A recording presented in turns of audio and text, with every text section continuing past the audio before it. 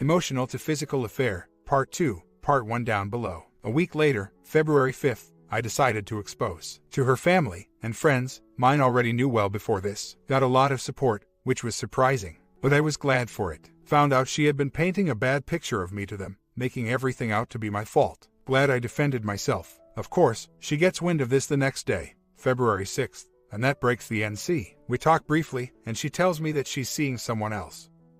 Not the original other man, but a new one. Wants to remain civil, even if we can't be friends. Tells me she wants to sit down sometime soon, face to face, and hash out all of this, including her cheating, or lack thereof. I told her I agreed, and to let me know when. No contact other than that. Since then, I've moved out of our apartment. She's been staying at her mom's, already found a female roommate and has a new place. Moving in on March 1st. Moved back in with my parents for the interim, while I finish paying off the lease through the end of March, and saving for a place of my own. Meanwhile, STBXW keeps trying to reach out to me. On Saturday, February 9th, reached out about our taxes. She decided to file separately. I agreed, and now finds she owes several hundred to the IRS. Not sure why she told me. Is she actually expecting help? I told her that sucked, but at least she had until April to pay it. Then on Monday, another text just checking in. How are you? Did the move out go well? Didn't respond until late that night, saying I had moved out, and left it at that. I know I'm young. I know there are plenty of women out there. I know I don't deserve to be treated like this, but I still love her. As bad of a woman as she looks like right now, I still believe the person I've known and loved for 11 years is there somewhere. I still keep hoping for that day when she realizes what she's tossing away and wants to try again. I know I would take her back, although with conditions. A lot of counseling would be needed. I see an MC. She'd have to rebuild trust, no privacy for a while. But I'd want to try. The thing I'm angriest about right now is that she just gave up, without trying. That I was the only one who took our vows seriously. Don't get me wrong, I'm keeping up with the 180. I no longer jump when the phone beeps, hoping for a text or an email from her. When I do get one, I don't have an impulse to respond immediately. I can put it down, wait hours, and in some cases forget about it entirely. I make no attempts to reach out to her, and to be honest, I don't feel a need to. I still slip back and forth on this roller coaster.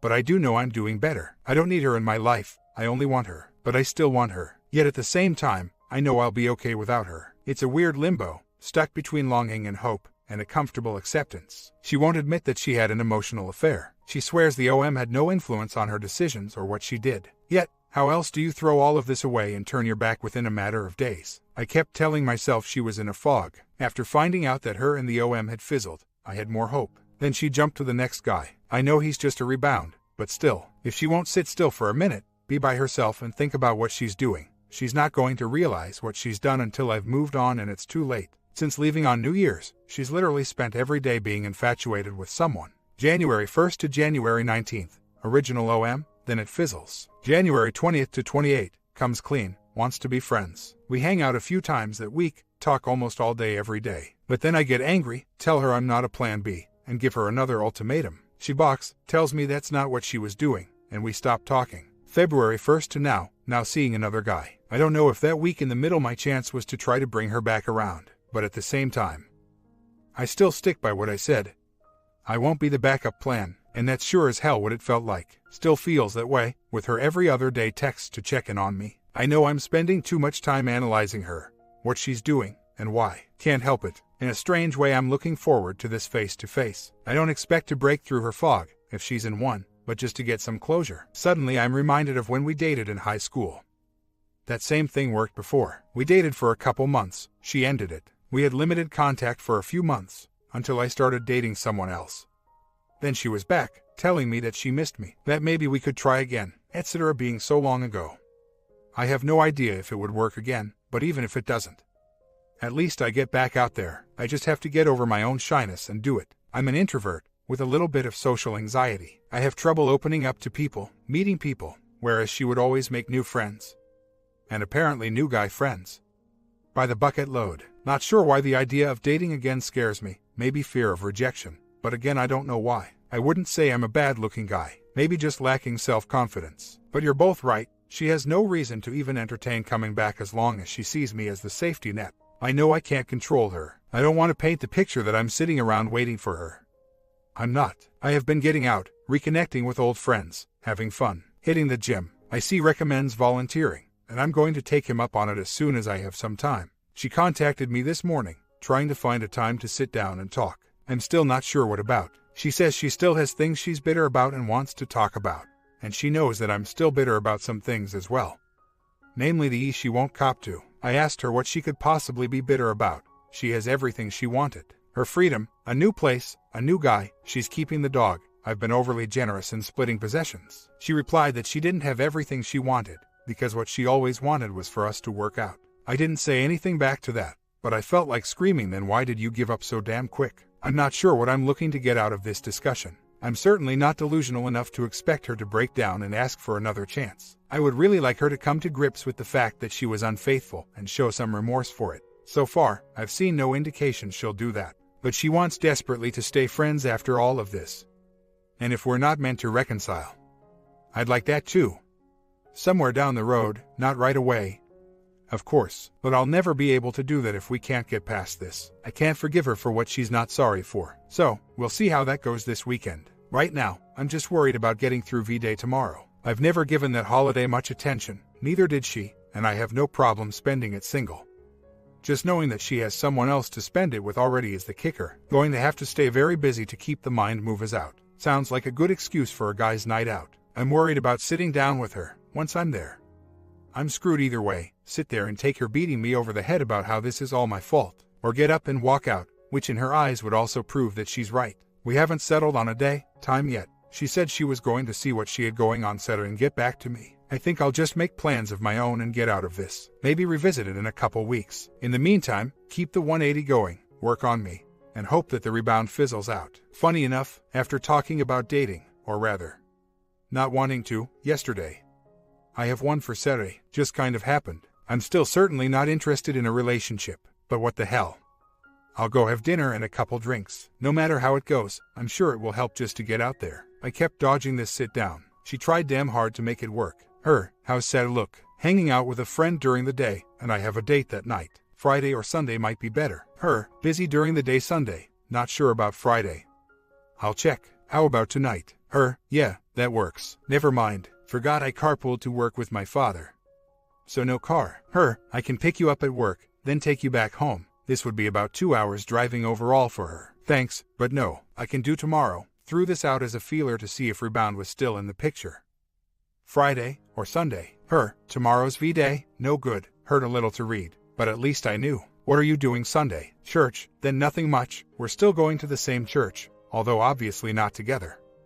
And we've yet to run into each other there. Her, oh good, want to get together after church. Depends, not sure what service I'm going to. Her, well, it sounds like it has to be Friday. I can make that work. Sounds good. 15 minutes later. Damn, forgot I have plans for Friday. Sorry. Her 30 minutes later. Okay, let me know when you're free. Didn't respond to that. Don't plan on contacting her again for a while. Let her come to me. The way I see it, as long as this rebound guy is still in the picture, I have no interest in talking about us or our issues. She obviously wants to talk more than I do. Guilt. A chance to beat me up some more. I don't know, I'm not going to push for it. I did find it a little say that when I slipped my date into the convo, she totally ignored it. If she were truly moved on and happy with rebound, I would have expected a good luck, or good for you. Or you'll have to tell me how it went. Hell, when she told me she was seeing someone already, she actually had the nerve to say that she hoped I could be happy for her. And that I would really like him if we met. Yeah, right. When the shoe's on the other foot, it's a totally different reaction. So, a couple hours later I get home from work. My sister asks me if me and STBXW had fought, because she had unfriended all of my family from FB. Same thing with any of our mutual friends that were my friends first. Even a couple of her oldest friends, that I also knew for a while, are gone.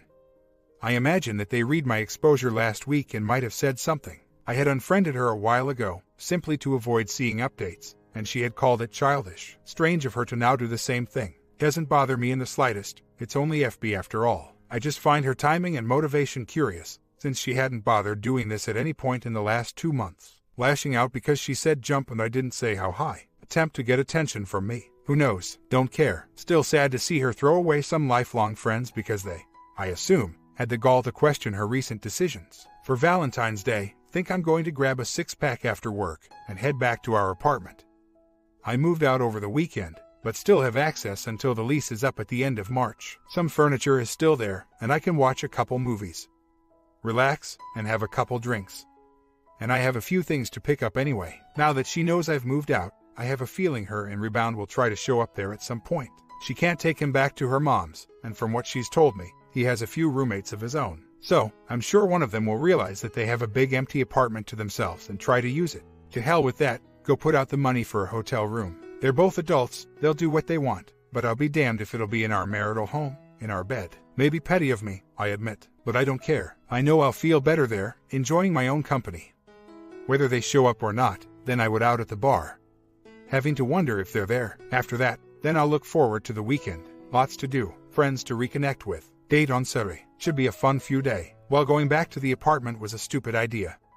No one ever showed. Figured that to be a 50-50 idea anyway. By the end of the night, I was just getting mad that I had allowed myself to waste an evening on something so stupid. I guess I'm realizing that I'm sick and tired of being sick and tired. So, my STBXW had a date for Valentine's Day. So, ducking what? Let them have each other. He can deal with her baggage, and with all the emotional issues that she hasn't taken the time to sit down and sort out. Serves him right for being so eager to jump after a cheat who just left her husband.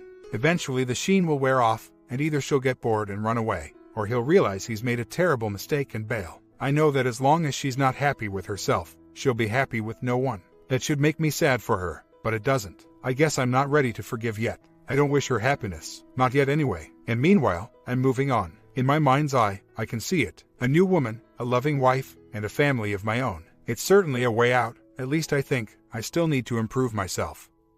I want to casually date, take things slow, but I know that the happy ending, the one we were supposed to have together, it's out there, somewhere. I just have to get up and go find it. I'm still in the tunnel, but I'm beginning to see the light at the end of it. I know the roller coaster ride is still going. Right now, I'm in a good spot. I'm sure it will still ebb and flow. That's fine. It's after midnight. Valentine's Day is over. I survived it. Just another day. Our marriage was not perfect. I had a lot of faults.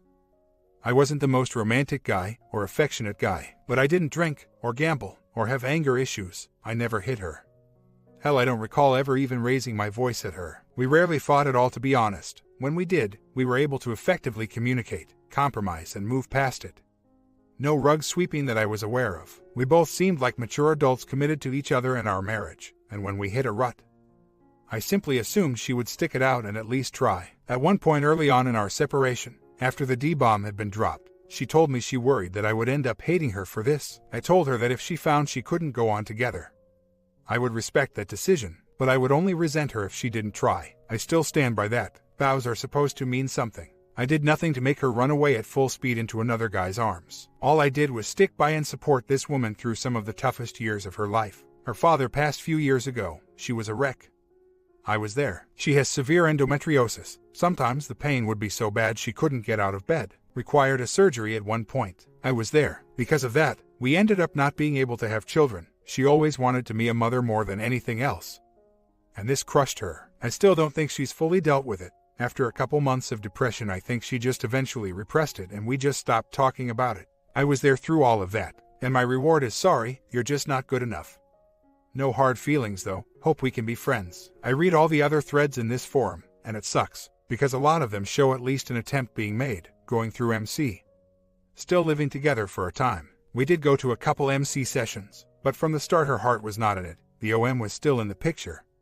And she dropped the D-bomb on me after the first session. Said she was only there to support me, but not us. So, I got angry, told her that if she didn't have a reason to be there besides pitying me, don't bother, and she stopped going. I wonder if that was a mistake. I wonder if counseling could have eventually cracked the fog. I'll never know. Hell, I don't even know if she's still in a fog, or if the 180 is doing anything to her. I know it's helping me. Which is the point, don't get me wrong. If the original affair partner goes away, and she gets another boyfriend right afterwards, is it a fog, or is she just totally moved on, even though it's an unhealthy way to do it, and I'm just chasing ghosts? I still don't know why all of this is happening. She's given me her list of things that I did wrong to cause this. But these are things I know I need to fix, and willing to fix. And none of it seems to justify throwing all of this away. Maybe I'll never know. Maybe I should have this sit down just to hear what she says about that. I don't know. Of course, her list of reasons are only things I've done wrong. She doesn't seem to take any responsibility for us failing, including her own emotional and physical affair. So, sitting down would either turn into her just bashing me and me trying to defend myself, or me arguing back with my grievances and her taking offense to that. Doesn't seem like it would be very fruitful. but I still wonder if I could at least gain some insight, or a small amount of closure. I got mad as I packed up my things, put her things aside, while moving, came across an anniversary card from October. And the words in it just rang so hollow. Recently she told me that October was when she decided that she was done and started checking out. I wonder if that was before or after our anniversary. Then I remember Thanksgiving, where we hosted both of our families, and as we went around the room giving thanks, she stood in front of all of them, tears in her eyes, talking about how lucky she was to have me, and how thankful she was. Yet supposedly she was checked out already. She's either lying, or she deserves an Oscar. I didn't truly begin seeing any signs of her distancing herself until a toxic girlfriend came back into her life.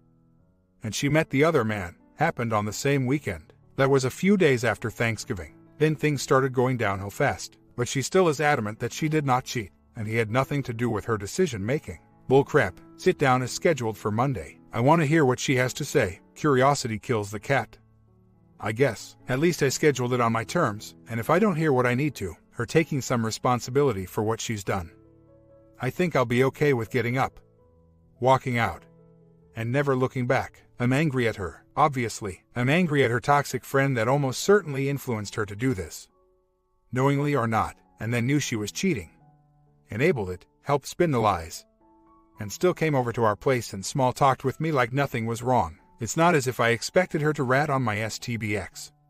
Although I think any notions of guy or girl code should go out the window in a marriage. But at least have the decency to tell my STBX this is wrong. I won't rat you out. But don't ask me to help cover it up. The height of my rage came today, when I allowed myself to think back on the night she left. New Year's, driving home from a party. The night before, I had finally been able to get a hold of her phone and had found out she was lying about where she was that night, and had gone over to his place by herself. Told me she was with toxic friend. She helped cover for her. I had confronted her on New Year's Eve morning, got gaslighted again.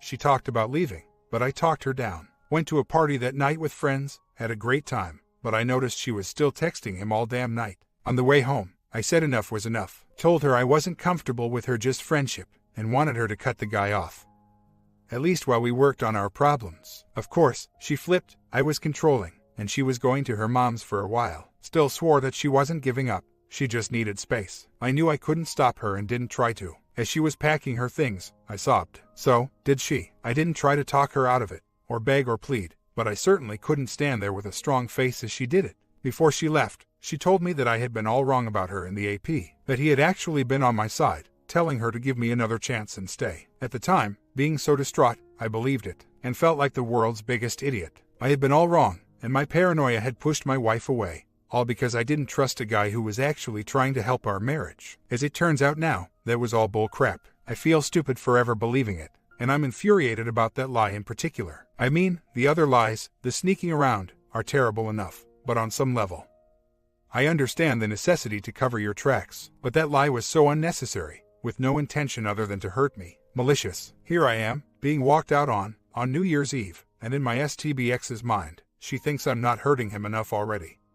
Let me feed him this BS and kick him while he's down. Wow, all I can think is, what a C. We're going to sit down Monday and talk. She says it's about making peace and closure. Not sure for whose benefit. I'm really not sure how to approach it. It's tempting to go in guns blazing, burn bridges, and just walk away. But I think I'll be better served with a 180 approach. Cool, calm, detached, no begging or trying to reason with her. But of course, we'll see how it goes. No telling what my emotions will be by then, or how they'll fluctuate as we're together. I'm going to bring up that lie I just talked about. She needs to feel like crap for it. She needs to be sorry about it. She needs to acknowledge her affair and be sorry for that too. I'm not sure how she can still deny it. Her family, her friends, my family, my friends, are all sympathizing with me, and are in agreement that I was betrayed. She, and her toxic friend, maybe, are the only people in the world who still have their head in the sand and think she didn't cheat. I'd like to be able to get past those things. I miss the friendship I had with my wife, which was the foundation for our relationship. When we were hanging out for that 1 week post-separation, between her original PA ending, and moving on to OM2, I saw my old wife return. If only for a few days. I'd like to be able to get back to that place one day. Obviously, I'd still need time away from her to heal, but eventually I would want her to remain part of my life. Together or not. I know she does too, and I believe her. But I can't and don't want to be friends with the remorseless woman that has taken her place. Out of curiosity, I did ask her why she had gone on a sudden FB friending spree. Asked if her and her childhood friend had had a falling out. She told me that her friend had gotten pissed at her after my exposure. Good. And she removed my family friends so she didn't have to see updates from people who probably despised her. She keeps using this strong language. She's afraid I'll hate her. Afraid everyone will hate her. Worries people despise her, and because I know how much she worries about what other people think of her. I've always calmed her down. I don't hate you. I'm just disappointed, or nobody hates you, they just don't like seeing me upset. This time, I didn't. What other people think of her isn't my problem. She can worry about that until she's sick. I'm not going to comfort her. This is the bed she made. I simply told her I'd see her on Monday. Need to get a haircut tomorrow, way overdue. A little nervous, because I have no idea what I want. My STBX has cut it for me for the last 8 years, and I just let her do it the way she liked, because I didn't care. But if I'm going to get back out there, of course I have to care. Might just let the stylist have her way and see what happens. Then shopping for some new clothes. Fashion is another area I started to neglect after so long together. Not that I couldn't dress to impress when needed. So my wardrobe desperately needs some upgrading. First steps to a new me. I actually decided, about an hour ago, to cancel tomorrow's meeting. The trigger was another Facebook post tonight, a triple date with her and OM2. And 2 couples that we were, supposedly, mutually friends with. I wasn't looking for a wound to be opened, just stumbled upon it. Didn't realize I would have to block more people than just my STBX. At that point I realized that I'll get nothing out of tomorrow. She won't admit to any wrongdoing. All I'd get are more rationalizations and arguments. Any attempt to talk or ask questions about us and how we got here would be pointless. As her head is clouded by her infatuation with OM2, the only thing I would get out of it is the chance to tell her to F off and release my anger. But I don't need to do that face to face. This would all be about her need for closure, to alleviate her own guilt. I don't know her that. If she has something to say she can write it down or keep it to herself. I've said my piece a dozen times by now. She knows what I expect from her if we were ever to think of being friends again. If she won't do that, and I see no signs that she will, then there's nothing to talk about. So, I canceled. Did not receive a reply text. She's probably asleep by now. I'm sure I'll get a why tomorrow, and I'm simply going to tell her that I do not want to see her. The end. I'm weighing my legal options now. I'm in Maryland, so unless I'm filing under adultery, we have to wait a full year for an absolute divorce. There is no such thing as a legal separation here. I sat down with a lawyer a couple weeks ago, who, for about $15,000, would write up a separation agreement, waiving her rights to alimony, my retirement plans, etc. A downside to that is A, my STBX doesn't have to sign it, and if she chooses not to, I've flushed $15,000, and B, even if she does sign it, the courts could always throw it out a year from now. Depending on the circumstances at that point, like she loses her job between now and then, if I file under adultery, the divorce is immediate. My evidence of the original affair is likely not enough to prove adultery in court. And a lot of it would be inadmissible due to how it was obtained. However, now that she's dating someone else, and not even trying to hide it from anyone, besides her family, I believe I could hire a pie and get everything I need, and it would cost me the same $15,000 or less. Then file, have her served, and be done with all of this in a very short amount of time. She seems to be under the impression that separated equals single. She's treated this entire process as if it were a high school fling. No hard feelings, hope we can be friends, seeing someone else, etc. It still blows my mind. Getting served may be the 2x4 she needs to show that her actions have consequences. Or at the very least, I can get out of this quickly and relatively cheaply and begin moving on. Did not hear anything back about my cancellation last night, so I sent another text today. I didn't want her showing up and getting stood up, although I shouldn't care. She asked when I wanted to reschedule. I told her that I did not, and I didn't want to see her. She asked to call me later, and I told her I'd rather not. Just write down whatever you feel you need to say. Fine. I wanted to apologize, but if you're going to be a bitter, nasty, little child, I'll wait for you to grow up. There are some business matters I need to discuss. But in order to accommodate your ridiculous attitude, I'll email them. Oh, young love. The sheen wears off a little more each day. I sincerely doubt she wanted to apologize. That's just her way of getting me to second guess what I'm doing, and give in to what she wants.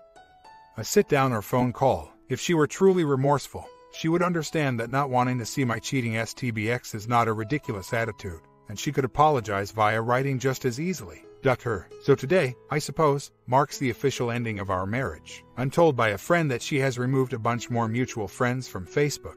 I'm blocked, but I did check it from a family member's account. She's removed the wedding photo cover picture that has been bothering me for 2 months. and her rebound are now official. With an anniversary date and everything, her oldest and best friends are cut out from her life. A family, mine, that she has been close with for years, even before we were together, gone. She has completely isolated herself within a circle of cheerleaders and toxicity. And I have no ability or intention of breaking through it. I hired a PI today. Before seeing all of this, I've been thinking about it for a few days. Now that her and Rebound aren't even trying to hide anything anymore, it should be extremely easy to get the evidence I need. PI agreed. Case should be over by the end of this weekend, as I already know where he will be together. Again, too many people post things on FB thinking the world can't see. Once I have my evidence, I'm filing with fault. Otherwise, I have to sit around for a year and wait to file. And while she's currently made no mention of wanting alimony, part of my retirement, etc., I don't need her changing her mind 6 months from now and blindsiding me. I texted her today, kept it simple, looking for the money she owes me for the last 3 months of our lease that she stuck me with. She again expressed an interest in sitting down to talk. I agreed to meet her tonight for a dinner. It gives me a chance to act friendly and coax more info out of her about her weekend plans that I can then give to the PI. And I can hear what she's been so desperately wanting to say. At least I can go in now with no expectations of her showing regret. Not that the expectations were that high anyway. So, dinner was, I don't know, glad I did it, I guess. Her emotional and physical affair, I saw remorse. Finally, she said it didn't fully set in until she started going steady with Rebound. At that point her and OM1 were still talking about being very friendly. Then suddenly he pulled back, and stopped bothering with her at all. At that point she realized he had been playing her. To which I responded, no crap. She acknowledged that she never should have put herself in that position to begin with, since he was hitting on her from the start. And she found him attractive. Although at the start she still was only interested in a friendship, she recognized her lack of boundaries. She still insisted that he had nothing to do with why she left. He was only a catalyst, and in her mind she had already decided. I realized it's probably true. I asked her why she didn't just get up back in October and leave, why she waited for a guy to chase. And she started crying and said she was a coward. We talked briefly about my exposure to our families and friends. She was not mad or angry about it, although she still thought it was no one's business. She's lost a lot of friends and support over it, but she says she deserves that. That was the biggest sign to me that she was truly remorseful. I've read it somewhere else on here. Remorse is not caring what other people know or say, because you're already beating yourself up.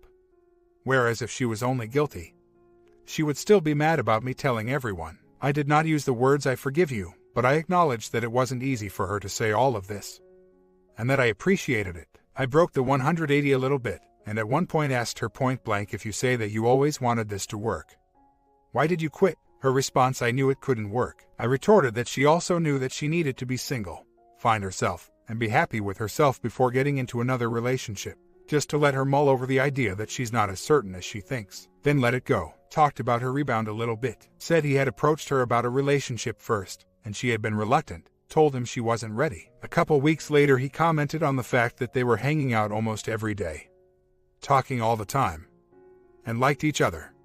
So it seemed like they were already in one. She acknowledges that it's moved really fast, probably won't last, but she's just seeing where it goes. I warned her to make sure his intentions were pure. If a girl wanted to get involved with me who just left her husband, I'd run for the hills. Because she had already been played by one guy. Told her I didn't want her to get hurt. She started crying again, couldn't believe that after all she had done, I would even care what happened to her. At one point, I brought up her comment from earlier that she hoped I could be happy for her, and that she thinks I'd like him if I met him. She agreed that was dumb to say. I told her I had no interest in meeting the guy that was chilling with my wife. She just looked away. Wound on that one. I guess I was hoping to hear we haven't yet, or I'm not ready for that yet. Ouch. I'll 2x4 myself on that. Her family is not really happy with the new guy. Her mother called her an adulterer. Her friends are a mix of concerned, upset that she's rushed into something else so soon, including the married couples we used to hang out with. I wish she would listen to them, but it makes me feel better. I had painted this picture in my head that I had simply been replaced with the next guy, and everyone was happy to move on pretending I never existed. Glad to see that's not the case. I told her I was really glad she was happy. This broke her into tears again. I'm not sure if it was totally honest of me, but once I get over my own resentment, bitterness, of course I want her to be happy. She's done a lot of terrible crap, ran out on a marriage, but that doesn't earn her a lifetime of misery from her on out. Right now, she's doing what she thinks is right, even if I and most others close to her disagree. But no one's going to get through to her. She has to realize it for herself. I'm still confident that this day will come sooner or later. She reiterated that she did not want to be married to me, did not see a romantic future with me. I know she believes that right now, as is usually the case with a walk-away wife. Believe half of what they say. A month, 6 months, 6 years from now, may be different. And hold that 2x4. That doesn't mean I'm clinging to hope or sitting around waiting for her. Finally, breaking the 180 again, I told her this.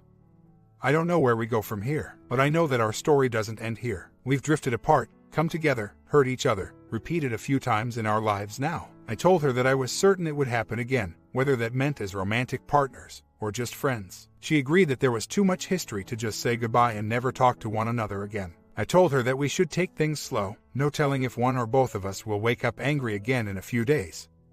It's a hell of a roller coaster. I'd keep my communication business related, but there was also no reason not to at least start trying to be friendly again, engaging in casual conversation. Told her I'd wait for her to initiate that. She thanked me, and then we left. Overall, I think I handled myself well. I didn't get angry or lash out. At the same time, I did not let her walk on me, at least I don't think. I held her accountable for her actions. I pressed things until I got answers or apologies. I did not condone anything. I did not apologize for exposure or anything else. From this point on, assuming she does have interest in striking back up our friendship, to be available and engaging, but not overly so. Let her realize what she's missing, just out of arm's reach. At the same time, I will keep moving on. Keep casually dating. It was fun. I don't think I'm anywhere near ready for anything serious.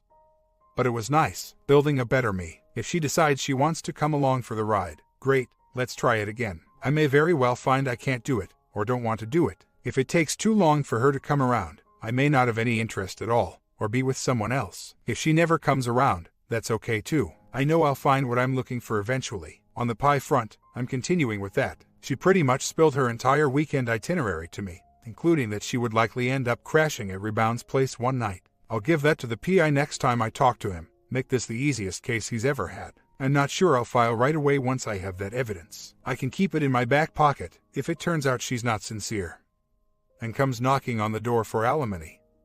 Then I can pull it out. Otherwise, we still have 10 months before we can file voluntarily. That's a long time. I don't see a need or want to pull the trigger already, but I also don't need to decide that right now, so I'll sleep on it for a while. My comment. Part 3 ending coming today as well. Let me finish lunch first, and I'll get back to the ending. See you there. Alright, everyone's presentations are done. Nick, the manager, said as he tried to move the discussion forward. Excuse me, I haven't. I recently found out something. Nick interrupted me and began to speak. There's apparently someone in this department who didn't graduate high school and is just a part-timer. Meetings should be for employees only. Absolutely right. His lackey, Mike, of course, agreed with Nick. I'm leaving. After leaving the meeting room, I started to shut down my computer. I noticed that an email had arrived, not in my personal inbox, but in the company's shared email. Thinking, there's no point in speaking up, no one will listen, I went home quietly. The next day, I heard a commotion from Nick's desk.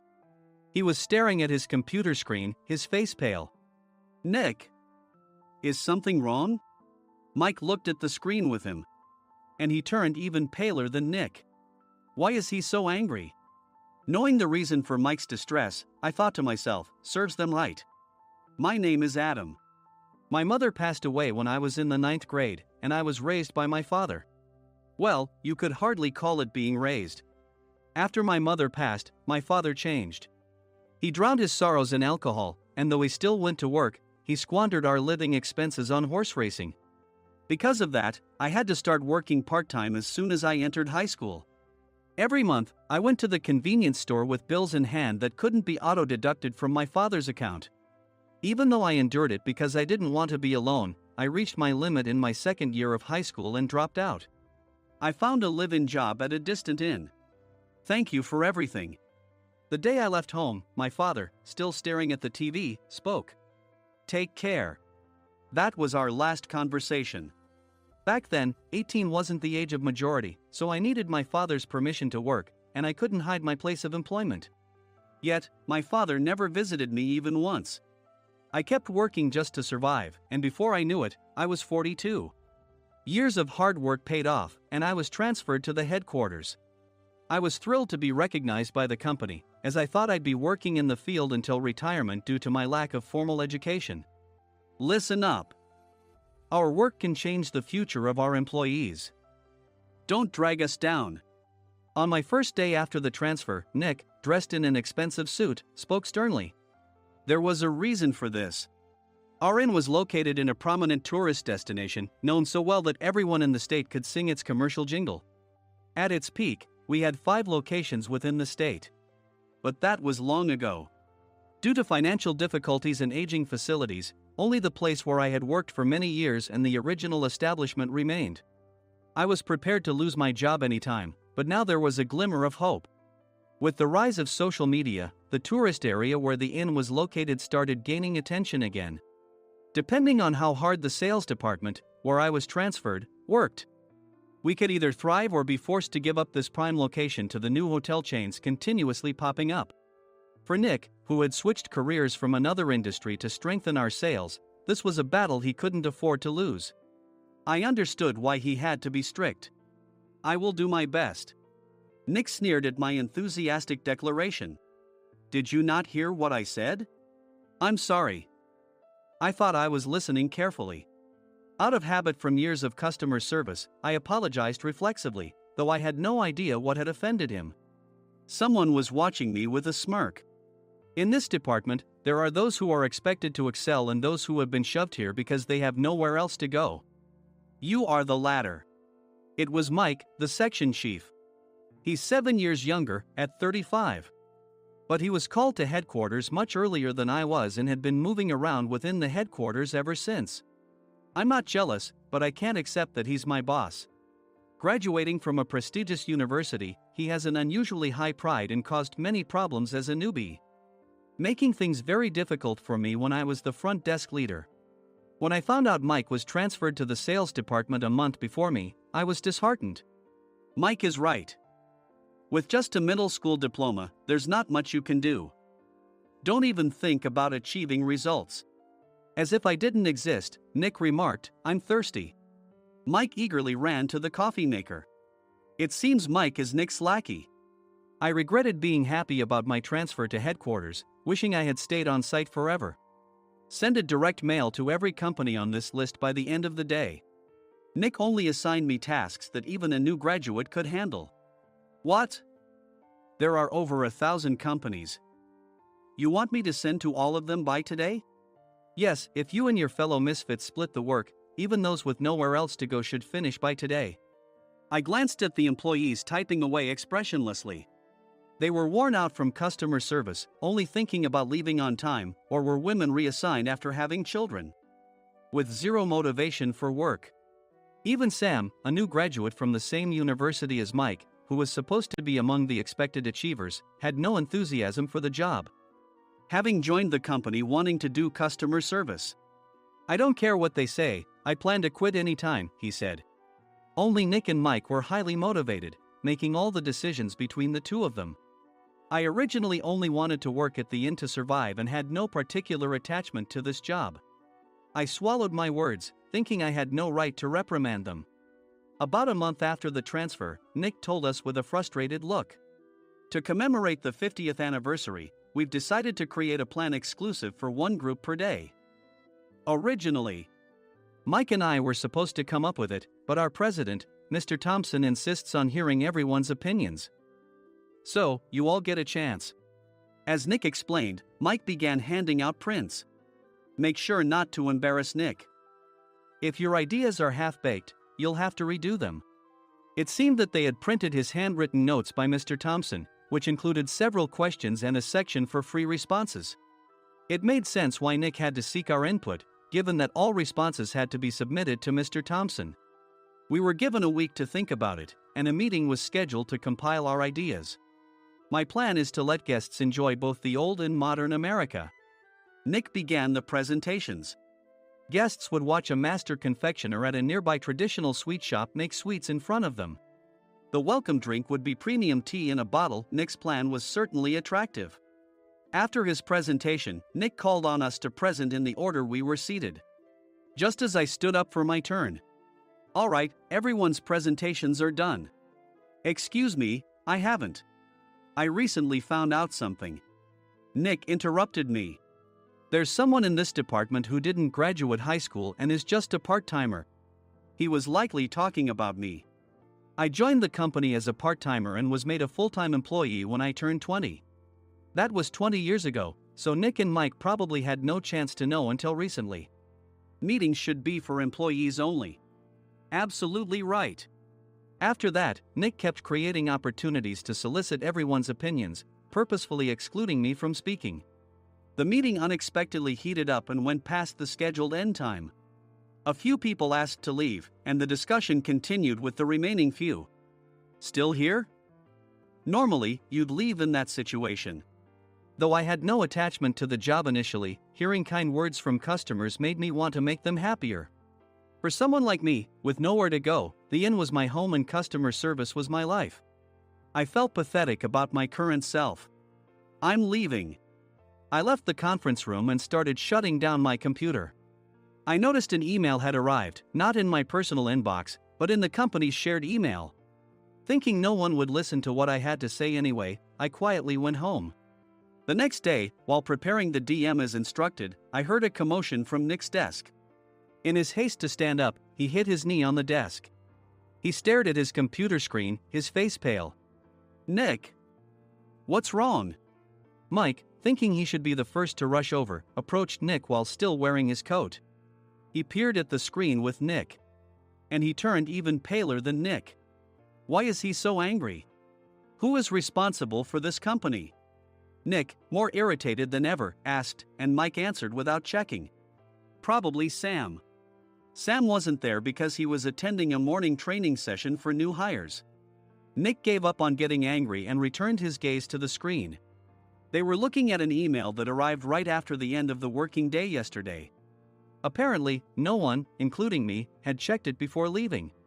The email was from a large company that used us for their annual employee trips.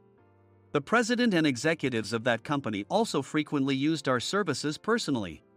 President of the company, Mr. Mason himself had declared that neither he nor his company would ever use our services again. Well, some companies cancel their employee trips or stop using our services due to financial struggles. Let's just move on. Mike kept wiping the sweat from his forehead with a handkerchief. Knowing why Mike was so agitated, I quietly watched their interaction. Do you know how much revenue we get from that company? We can find other guests to fill the rooms, but we'll lose the banquet costs, gift shop revenue, rental car fees, and more. Moreover, the gifts were supposed to be prepared by the traditional confectionery shop involved in Nick's proposed plan. If it's known that we incurred such a huge loss at this critical time, Nick's position in the company would be jeopardized. Nick took a deep breath, seemingly trying to calm himself. All right, Mike. Go to New York right now and apologize to Mr. Mason. What? You're coming with me, right? I have urgent work to do. I trust you, which is why I'm entrusting this to you. Please. Mike, believing Nick's sincerity, agreed with a determined look on his face, saying, yes. That's Nick for you. Even if Mike went to apologize, Nick would shift all the blame onto him if the client didn't change their mind. Well, it was Mike's fault to begin with, so it served him right. About 3 hours later, Sam answered a call from somewhere and repeatedly apologized, saying, I'm very sorry. Everyone watched to see what was happening. After ending the call, he informed Nick with a weary tone. When Mike arrived at the client's company, he only made things worse, further infuriating Mr. Mason. He was demanding, get his boss here immediately. It was no wonder Sam was exhausted, dealing with such a call right after returning from training. What is that idiot doing? All right, Adam, you're coming with me. If sacrificing Mike didn't work, then I must be next. Normally, I'd want to refuse at all costs, but I saw an opportunity in this situation. If I can be of assistance, I'd be happy to join you. I obediently followed Nick, and we flew to New York.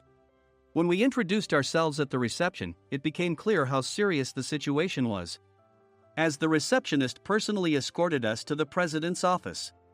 Angry voices leaked through the door, making both Nick and me uneasy. Excuse me. I'm Nick, the supervisor. I understand my subordinate has caused you trouble, and I deeply apologize. Nick, with his experience in the corporate world, knew enough to offer an apology before excuses.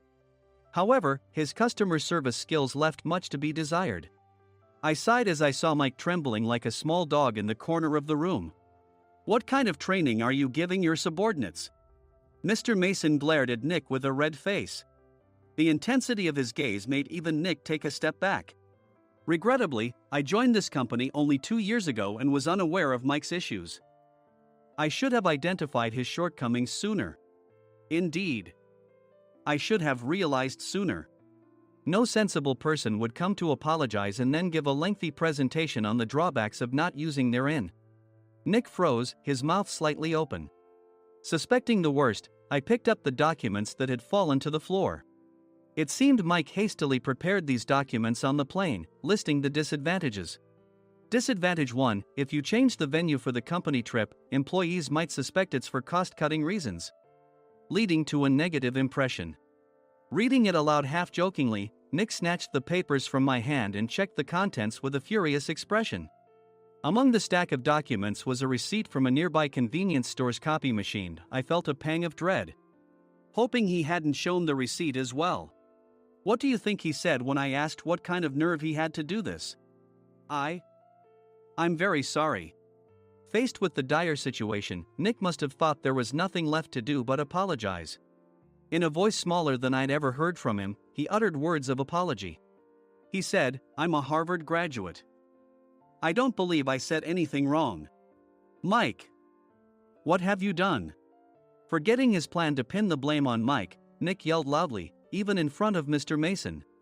"I didn't do anything wrong." "You're still saying that? Look at him." Mike pointed at me with a shaking hand. "I was assigned to headquarters in my 20s and now I'm a section chief. This guy only made it to headquarters at 42. Everything I've done proves I was right. So why are we losing the contract?" Having said his piece, Mike collapsed to the floor. "Of course. You were sent there because you had nowhere else to go." Mike never expected to hear such words from someone he looked down upon. He lunged at me, and Nick hurriedly stepped in to stop him. "Mr. Thompson told me Mike is a quick thinker, and to take good care of him." There's no way he was pushed aside. "Don't make things worse here." "He didn't say quick thinker, he said only quick-witted, didn't he?" I don't remember that part. I recalled the many troubles Mike caused when he was a newbie. When Mike was on the front line, his pride was so high that he never apologized to customers. Customer service, especially in our job, doesn't work alone. It brings both good and bad situations. If the front staff or housekeepers made mistakes, or the cleaning company didn't properly clean a room, one had to apologize to the customers regardless of personal fault. Mike, in such situations, would never apologize, insisting he wasn't at fault. This often angered customers, and as the front desk leader, I frequently had to apologize on his behalf. He caused complaints and disrupted operations, which is why he was quickly moved to headquarters. In departments where he didn't interact directly with customers, his quick thinking was beneficial and things went well. But it seemed his flaws were starting to show. Corporate reservations are supposed to be entered into the system by the sales representative. But a quick check yesterday revealed that more than 10 items were missing from the client's reservation. The handover document clearly stated what needed to be prepared. Why didn't you enter it into the system? Why do we have to give them special treatment? Filling rooms near the banquet hall, setting up all the food in advance. Specifying the brand of wine, they're too demanding. No wonder he always angered customers, I thought, feeling a headache coming on. Grouping them in rooms near the banquet hall is for our benefit too. It makes it easier for the staff to set up beds and serve breakfast since everyone's schedule is synchronized. As for the other requests, Mr. Mason suggested them to lighten our load. I didn't know that. Nick finally seemed to realize that Mike was the one who had angered the client. What did you say to them? I just told them we wouldn't give them special treatment anymore. We shouldn't waste effort on things that don't bring in money. I was utterly exasperated at his lack of understanding of customer service. Of course, we shouldn't comply with unreasonable demands. But carrying over successful practices from past stays makes customers feel remembered and enhances their experience. Good memories encourage repeat visits. That's part of our job. I looked down at Mike, who was sitting on the floor. In our job, nothing is a waste. Mr. Thompson likely moved you to the sales department, hoping you'd finally understand this. How do you think he feels now that you've failed to meet his expectations? Mike, tears in his eyes, fled the president's office. I was amazed he still hadn't apologized. You have it tough, Adam. It's okay, we're all employees of the same company. I deeply apologize for this disrespectful incident. Especially after all the care you've shown us. If it weren't for you, Adam, I really would have stopped staying here. When I heard you were moving to the sales department, I was willing to reconsider if you handled it.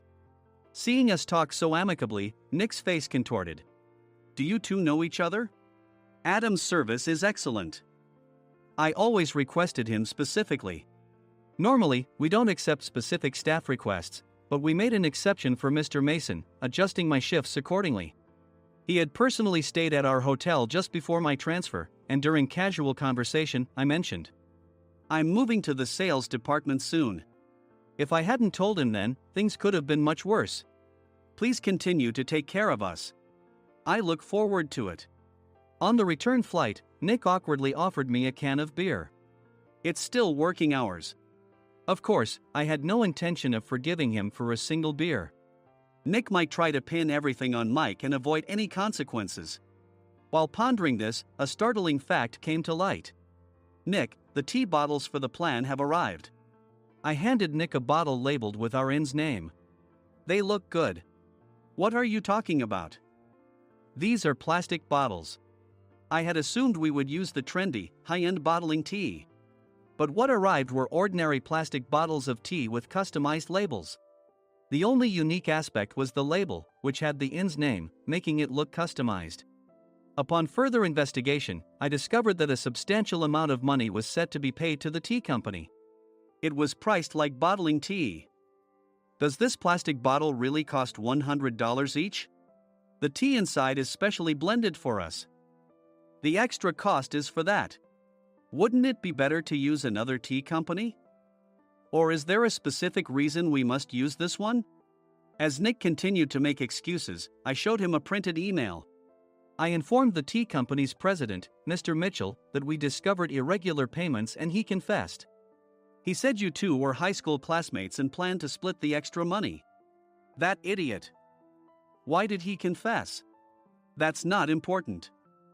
You should worry about yourself, this could turn into a police matter. Opening the bottle cap, I suggested. How about calming down with this tea? It supposedly has a relaxing effect. Nick drank the tea frantically. In the following days, decisions were made about their fates. Mike was reassigned to the General Affairs Department, with no chance of transfer or promotion, as per Mr. Thompson's orders. As for Nick, since the payment to the tea company hadn't yet been made, he narrowly avoided legal trouble. Instead, he was encouraged to leave the company, and to avoid further complications, Nick submitted his resignation. Rumor has it that connections between HR departments have made it difficult for him to find new employment. Even though it was good to have those two gone, something unexpected happened in the sales department. Everyone became motivated and united in refining the 50th anniversary plan. In the end, my plan was adopted. We collaborated with the Tourist Information Center to provide personalized guides. The plan, tailored to the number of guests, was truly special for the 50th anniversary. Hey, is Adam's family coming to stay? I immediately booked that special plan for my family. Sam noticed it on the reservation list and quickly picked up on it. Yes, I'm inviting my father. That's great. I might invite my parents too. I lacked the courage to face my father just as Adam. But here, with the confidence Mr. Mason praised, I felt ready. The 50th anniversary plan was a perfect opportunity to reconnect with my father. I hoped to bring back the days when we could laugh together as we once did.